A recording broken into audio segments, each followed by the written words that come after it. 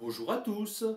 Quand notre constance se met au service d'un but noble et spirituel, nous découvrons peu à peu qu'elle se nourrit de la synergie entre notre détermination intérieure et des forces vivantes qui nous traversent et nous dépassent, venant de l'infinie vitalité qui nourrit l'univers.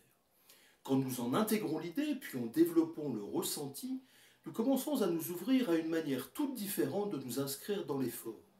C'est comme si cherchait à se conjuguer en nous une ouverture, une sorte d'abandon et de confiance, et une volonté aiguë, moteur d'une discipline raisonnable.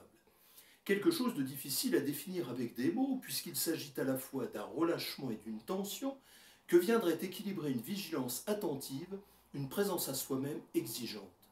Celui qui en fait l'expérience comprend que sa force intérieure grandit plus il s'abandonne, plus il se vide de lui-même, ou de ce qu'il croyait important de lui-même, et que protégeait depuis toujours sa crispation égotique. En se relâchant, elle peut laisser s'éveiller d'autres dimensions de l'être. Le désordre intérieur de la personnalité acquise commence à s'organiser dans une direction unique, devenir le réceptacle et le porte-parole de l'essence spirituelle.